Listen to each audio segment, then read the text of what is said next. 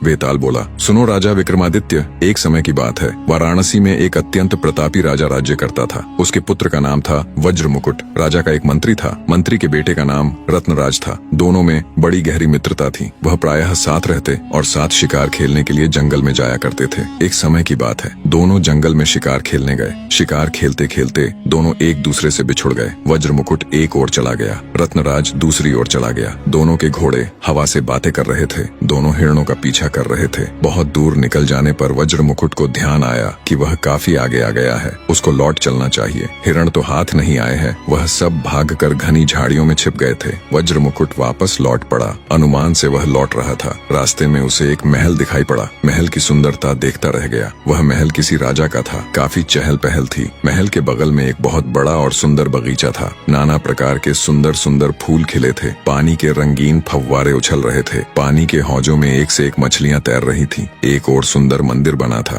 राजकुमार बगीचे में आ गया। वह बहुत थक गया था, अतएव उसने बगीचे में आराम करना ठीक समझा। अपना सुंदर घोड़ा एक तरफ बांध वह आराम करने लगा। बगीचे का माली उसके पास आया और बोला, तुम कौन हो, यहाँ कैसे आ गए? राजकुमार ने अपना नकली परिचय देकर कहा, भाई मैं एक मुसाफिर हूँ, बहुत दूर से आ रहा हूँ। थक गया था तो सोचा कि थोड़ा आराम कर लूं। माली बोला, ओ भाई, अभी राजकुमारी मंदिर में पूजा करने आएगी, जल्दी से तुम रवाना हो जाओ। अगर राजकुमारी ने तुमको देख लिया और वह नाराज हो गई तो अपने साथ तुम मुझे भी मुसीबत में डाल दोगे। राजकुमार ने कहा, ठीक है, मैं अभी चला जाऊंगा। राजकुमार की बात पर माली बेफिक्र होकर चला गया। राजकुमार भी जाने के लिए अपने घोड़े की जीन ठीक करने लगा। वैताल बोला, राजा विक्रमादित्य, संयोग देखो कि इसी समय राजकुमारी अपनी सहेलियों के साथ मंदिर में पूजा करने के लिए आ गई। वज्र मुकुट ने उसे देखा तो देखता ही रह गया। ऐसी सुंदर लड़की उसने पहले कभी न देखी थी। वह एक तक देखता रह गया। राजकुमारी मंदिर में पूजा करने चली गई। राजकुमार ठगा सा खड़ा रह गया। राजकुमारी का चेहरा आंखों के आगे नाचने लगा। पूजा कर जब राजकुमारी बाहर आई तो वह सबसे आगे थी। राजकुमारी की नजर उस पर गई। वह देखती ही रह गई। जब राजकुमारी ने पूजा कर कमल का जो फूल अपने सिर पर रखा था हाथ में लिया, फिर कान से लगाया, दांत से कुतर पैर तले रखा,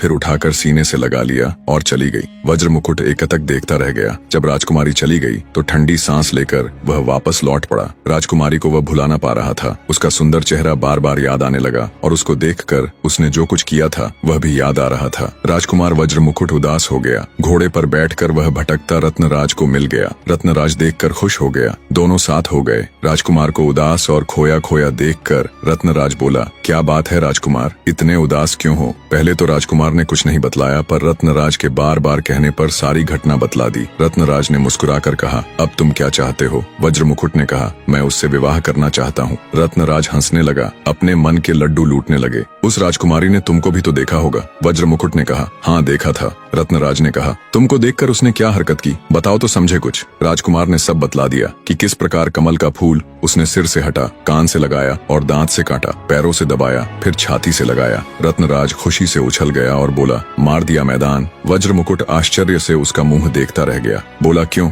तुमने कैसे मतलब लगाया? रत्नराज बोला, बस बात बन गई। राजा विक्रमादित्य सुनो। तब रत्नराज ने राजकुमार वज्र मुकुट को बतलाया कि उस राजकुमारी ने सिर से कमल का फूल उतार कान से लगाया, मतलब कर्नाटक की रहने वाली है, और दांत से काटा, इसका मतलब वह राजा दंतवाद की बेटी है। पांव तल्ले दबाकर उसने अपना नाम बतलाया कि उसका नाम पद्मावती है। अपने सीने से लगाया तो उसका मतलब है कि वह तुमको चाहती है, अर्थात तुम उसके मन मंदिर में बस गए हो। वज्र मुकुट प्रसन्न हो गया। राजा विक्रम, तब राजकुमार की खुशी का ठिकाना न रहा। वह बोला, तब हमें चलना चाहिए। जरूर। और मंत्री का लड़का रत्नराज अपने मित्र राजकुमार का साथ देने के लिए सहर्ष तैयार हो गया। इस प्रकार हे राजा विक्रमादित्य, राजकुमार और मंत्री पुत्र घोड़ों पर सवार होकर चल पड़े। राजा दंतवाद की नगरी में आए। रत्नराज ने पता लगाना शुरू किया कि कौन औरत राजकुमारी के पास आती जाती है। बहुत खोज और पूछताछ के बाद उसे पता लगा कि एक बुढ़िया राजकुमारी के पास नित्य जाती है। दोनों उसी के पास गए। उसके दरवाजे पर गुहार की। रत्नराज की आवाज सुनकर बुढ़िया बाहर आई तो रत्नराज बोला,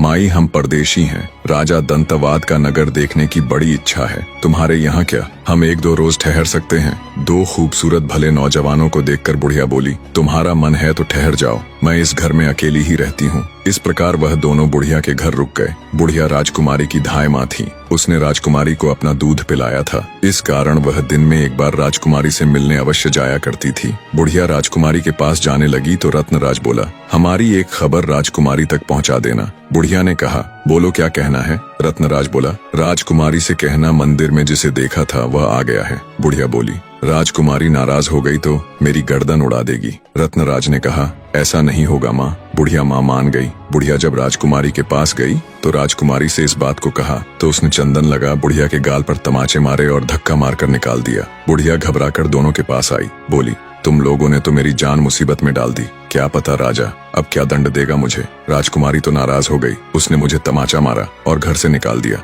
बुढ़िया की बात सुनकर राजकुमार घबरा गया। मंत्री का बेटा रत्नराज खिलखिलाकर हंस पड़ा। राजकुमार ने आश्चर्य से पूछा, तुम हंस रहे हो, इसमें हंसी की क्या बात है भाई? रत्नराज बोला, राजकुमारी ने खबर दी है कि 5 रोज चांदनी के बीते तो खबर देना, फिर बताऊंगी। वज्र मुकुट को राहत मिली। बुढ़िया जब दूसरे दिन गई तो राजकुमारी ने उसके साथ मीठा बर्ताव ही किया। इस कारण बुढ़िया का भी मन खुश हो गया। 5 दिन बाद बुढ़िया को राजकुमारी ने स्याही भरा तमाचा मार पश्चिम के दरवाजे से धक्का मारकर निकाल दिया। बुढ़िया ने आकर सब कहा। तब राजकुमार ने रत्नराज से पूछा, भाई इसका मतलब कहो। रत्नराज बोला, आज आधी रात के समय पश्चिम के दरवाजे पर जाओ, तब मिलेगी। राजकुमार खुश हो गया। राजकुमार आधी रात को तैयार होकर राजमहल के पश्चिम के दरवाजे पर गया। राजकुमारी उसका इंतजार कर रही थी। वह राजकुमार को अपने साथ भीतर ले गई। राजकुमार अगले दिन वापस आया, बड़ा उदास था। उसे देखकर रत्नराज बोला, मित्र, अपनी प्रेमिका से मिलकर आने के बाद भी तुम इस प्रकार उदास हो, तुमको तो खुश होना चाहिए। आखिर क्या बात हो गई? राजकुमार बोला,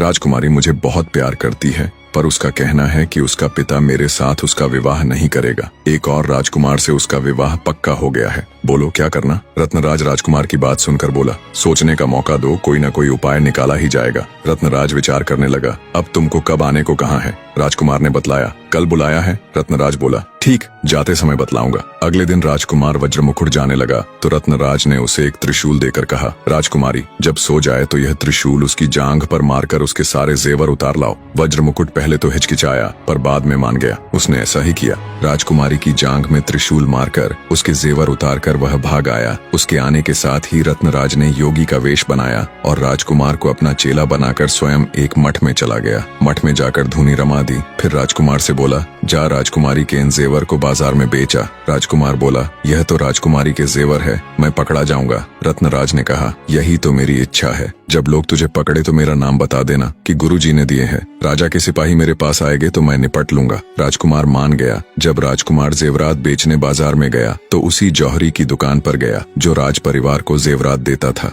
जौहरी ने उसे पकड़ लिया और सिपाहियों के हवाले किया। राजकुमार ने तुरंत बतलाया कि यह जेवर मेरे गुरु ने मुझे बेचने के लिए दिए हैं। तब सिपाही ने कहा, तुम्हारा गुरु कौन है? मेरे साथ चलो, मैं दिखाता हूँ। राजकुमार सिपाहियों के साथ मठ पर आया। सिपाहियों ने रत्नराज को भी हिरासत में लेकर राजा के सामने पेश किया। राजा ने पूछा, तुम्हारे पास जेवर कहाँ से आए? रत्नराज बोला, महाराज रात को एक चुड़ैल मेरे पास आई थी, मैंने उसकी जांघ में त्रिशूल मारकर उसके सब जेवर उतरवा लिए। राजा आश्चर्य में पड़ गया। उसने अपने महल में पता लगवाया, वही त्रिशूल का निशान राजकुमारी की जांघ पर था। बस फिर क्या था, राजा ने उसे निकाल दिया, राजकुमारी को जंगल में छोड़ दिया। राजकुमार उसके पास गया। पहले तो राजकुमारी बड़ी नाराज हुई, बाद में सब जानकर खुश हो गई। इस प्रकार राजकुमार राजकुमारी को अपने साथ ले गया, उससे विवाह कर सुखपूर्वक रहने लगा। अब बोलो विक्रमादित्य, इसमें दोष किसका है? विक्रम ने कहा, सुनो वैताल, मंत्री के बेटे ने अपनी दोस्ती निभाई, सिपाहियों ने राजा का हुक्म माना, इसमें दोष राजा का है। उसने बिना सोचे समझे राजकुमारी को निकाल दिया। क्या ये बात सत्य है? आप लोग हमें कमेंट करके जरूर बताना। और वीडियो पसंद आया हो तो प्लीज वीडियो को एक लाइक करके चैनल को सब्सक्राइब करना ना भूले।